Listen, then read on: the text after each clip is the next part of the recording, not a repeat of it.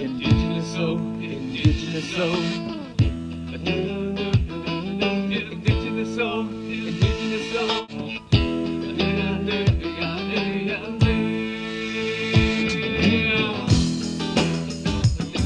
Indigenous soul, indigenous soul.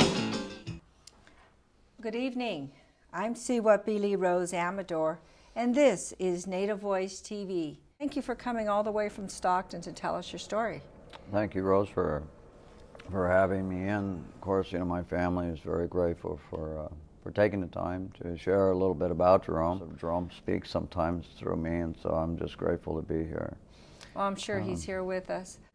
So he didn't come home, and you figured, okay, he's late. He's 18 years old. He's a young man and certainly finished school, and so he's out and about, and so we figured, well, he may be staying a little late, watching a film, movie, playing a game, and you know, on television, or just hanging out with friends. So Can I see this picture of him? I know you certainly have when he graduated from high school. Oh, here. This is Jerome here. This is a wonderful shot with him, and so we're very proud and excited for him, just like any parent, you know, to see their child meet their goals in life, and certainly he was looking forward to many opportunities after school. So this was great. Every time I see this picture, I'm very proud to see he's a handsome young man. Yes. You bet. So 72 hours had gone by. We made our official call to the local police department, and we were told that you know, that they would take the report, but because he was an 18-year-old, he was a teenager. Likely they would say he was probably in Fresno, possibly in Sacramento with a girlfriend, maybe he's partying, and you know, and the last conversation with MP, which means missing persons, the person that took the call, actually just kind of gave me the nonchalant, well, if you hear from him, give me a call. And that in itself has been documented. So we started after the 72 hours, we started to create our own flyers with Jerome's photo, and we started to put them out in the community first, to ask the stores, can you put it up? Has anyone seen Jerome? Was the community helpful? It was kind of really touch and go. Some stores said, we don't like that stuff on our Did window. neighbors come help? I didn't get any help really from the community, from the law enforcement officials, anyone. It was just me and my family getting flyers out, whether we put them on the telephone poles or in some stores, again, that okayed it to have it there. Some stores said, wait till my manager comes, we might put it in the window. Oh, wow. And how critical it was for us to getting the information out. But during that time, we were trying our best to see if anyone had seen him. And so our hours began, our days started to pile up. And so at that time, we kept asking his friends, get him out there and see if somebody could see him. Well, throughout those days, several people or several so-called friends had come to us and asked us for flyers, and they would help us put them up. So we gave them to them. And so they went about their way, and they went to put them up. And days again went by with no avail. There was no phone calls, no nothing. Nobody's seen Jerome. Again, with officials, they didn't have anything. They weren't even looking, really. They were just saying, well, we didn't hear anything, so, you know. Again, weeks started piling up. We're in the Thanksgiving holiday. Again, as I shared with you, during Thanksgiving, while everybody was having Thanksgiving dinner and certainly enjoying the festivities on television, Geraldine and I did not even think of making a Thanksgiving dinner because Jerome wasn't with us. Right. So we went out on our own during that day, looking in ravines, along the rivers, in the bushes, wherever we can look to see if anything we could find, you know, not knowing. Walked to canvas the schools, the neighborhoods, went to friends' house, knocking on the door, and there they are having Thanksgiving, and we're asking, have you seen Jerome? And they had no knowledge. So, you know, even our Thanksgiving was really kind of very sad, very sad. I mean, it's devastating, you know, when you don't, you know, you can't sleep at night, you can't lay down, you know, it feels safe to lay down now. I got to lay down. My child's not home. I couldn't lay down. I mean, it was just so nervousness, you know. So I'd go out in the middle of the night while my wife lay down, and I'd go look on my own and come back, and sometimes I wouldn't go to bed for 2 days looking for him. So it was pretty hard on us. Oh, I can understand that. Yeah. Well, on December 11th, Rose, about 11:30 at night, we received an anonymous tip. Caller had made an attempt to contact us, and the caller had repeated several times to me, if you want to find Jerome, he was buried in the park. So, was there a park close by your house? Oh yes, there's a park about 1 block from our house. It was undeveloped at the time. It was it's half named as Paul Weston Park. There's a part at that time, the park wasn't developed yet. There were segments of an undeveloped area. It had a ditch in it, and it was just a rough area.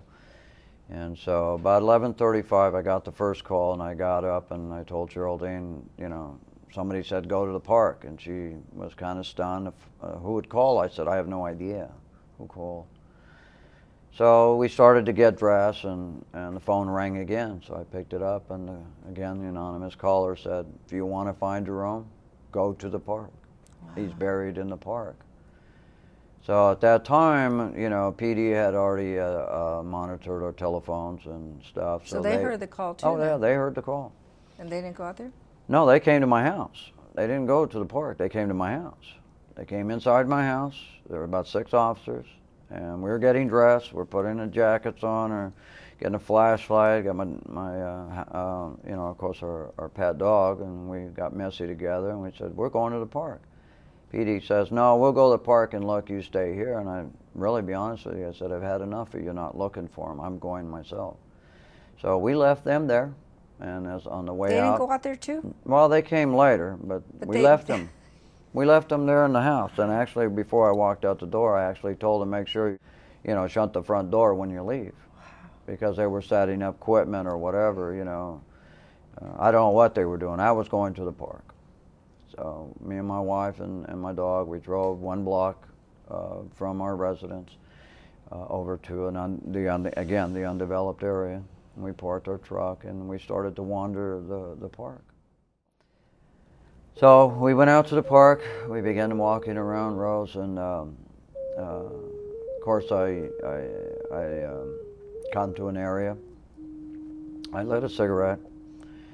I'd quit smoking for a while, and I'd just been so nervous. I lit a cigarette, and I called out Jerome. I said, okay, Jerome, Dad's here. I turned to my right, and I looked down, and Geri and I saw this makeshift grave. And so we jumped down into the ditch, and with our bare hands, we started to remove the tumbleweeds and the dirt, and we actually started moving the earth, and we found Jerome.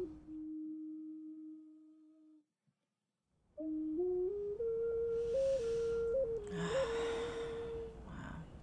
So we dug him up ourselves, in a sense.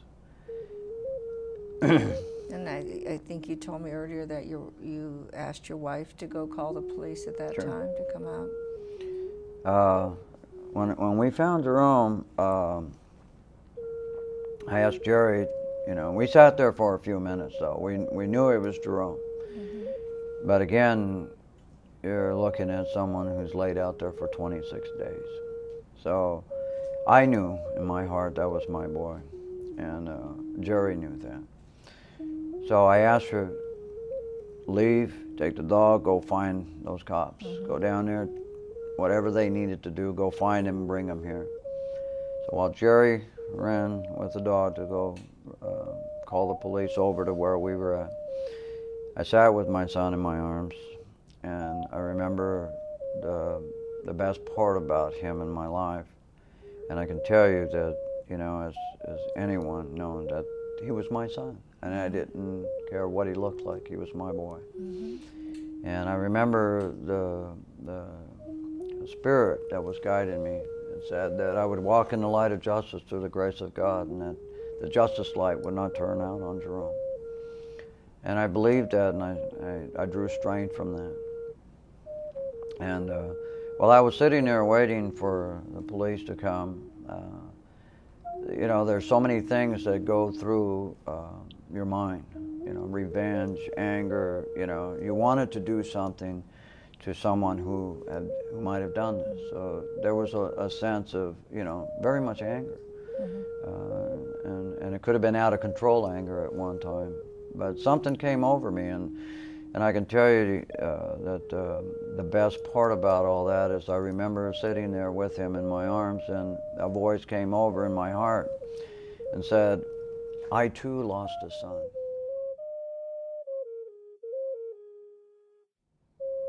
And who grieves for the father? For I too lost a son. And I remember in my teachings and upbringings about, you know, Christ Jesus who died on the cross. And it was our Creator telling me, I too lost a son. I know what you're going through.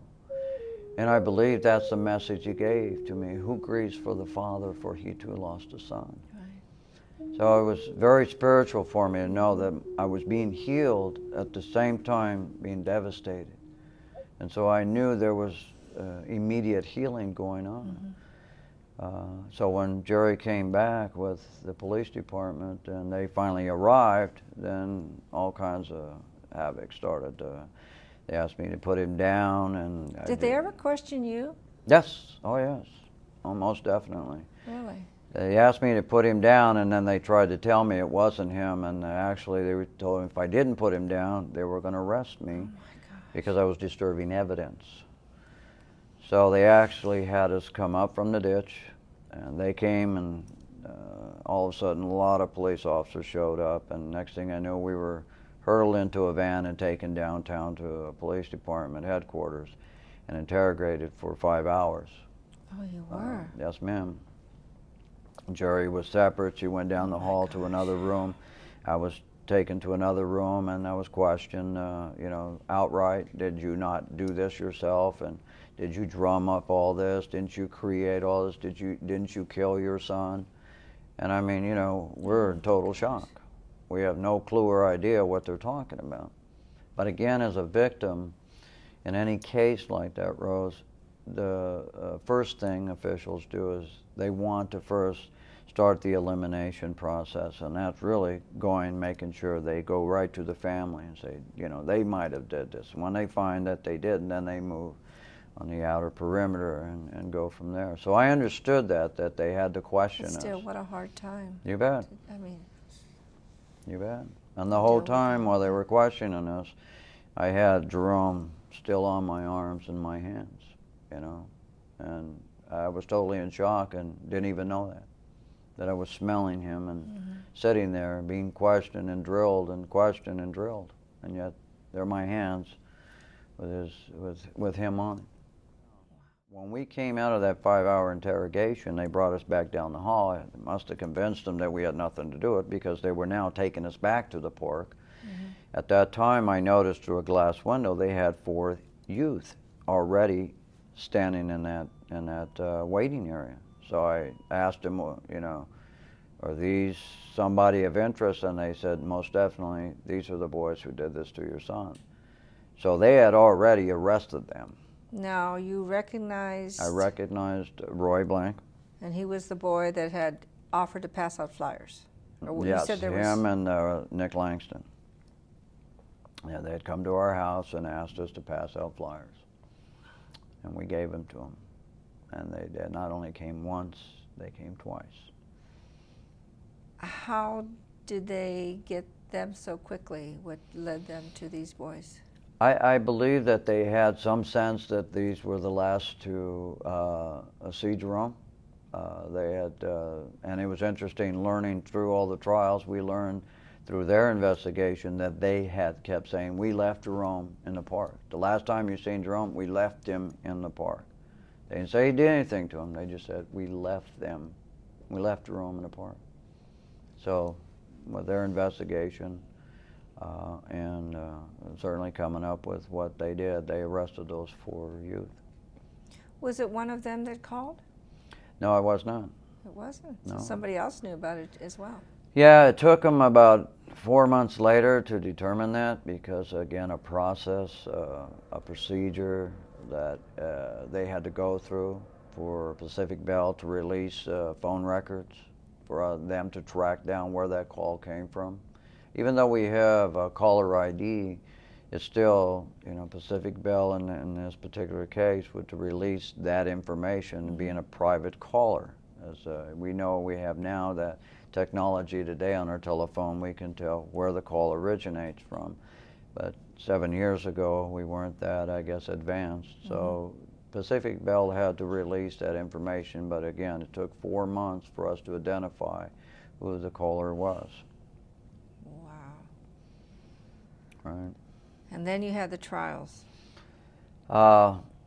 Yeah, we actually, felt that they were going to be charged with murder of my son, first-degree murder. So we felt confident DA was going to go forth with that, and that was our impression.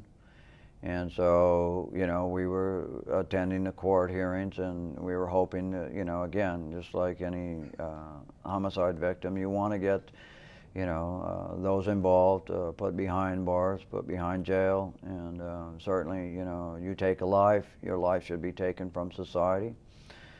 Many a times people have asked me about the death penalty and what I believe in it.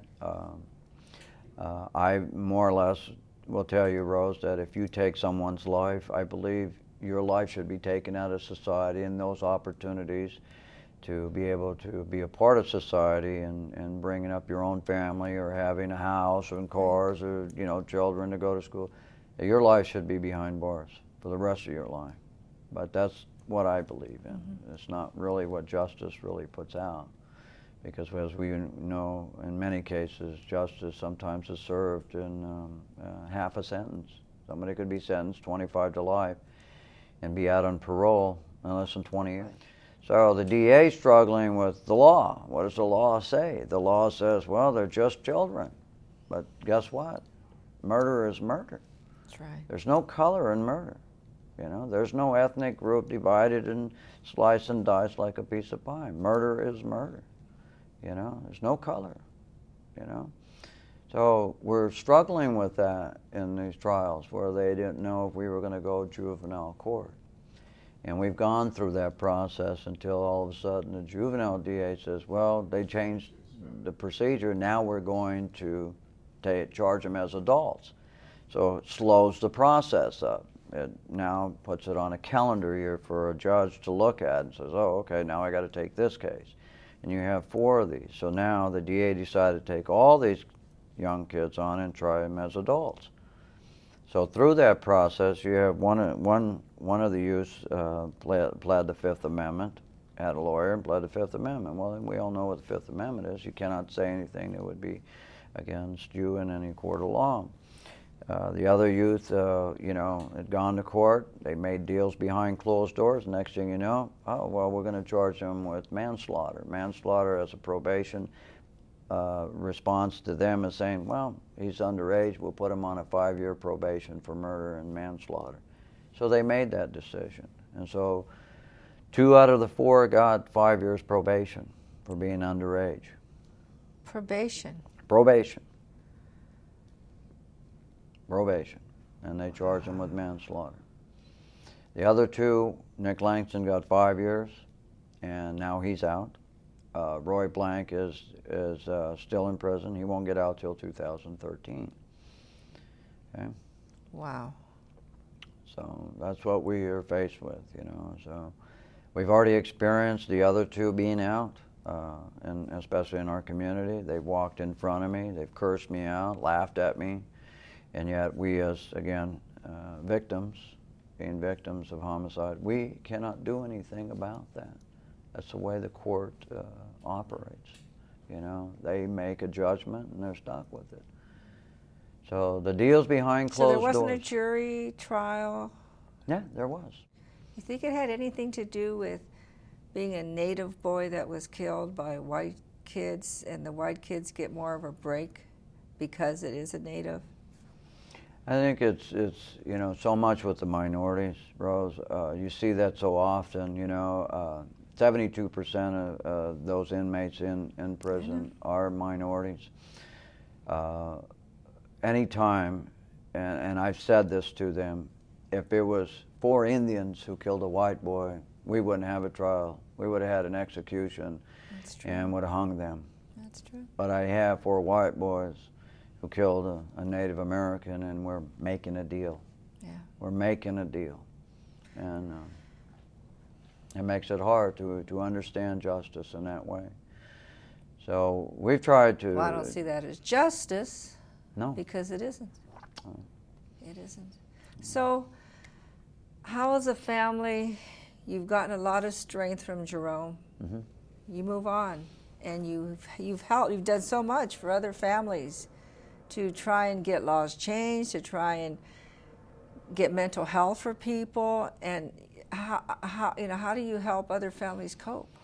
Well, I think, you know, from the very beginning when we lost Jerome, is that we wanted to do something very positive in light of the negativity that's really struck us hard. Mm-hmm. We've already have enough hatred in our society, enough betrayal in our society, and we wanted to do something very positive to show our strength and healing.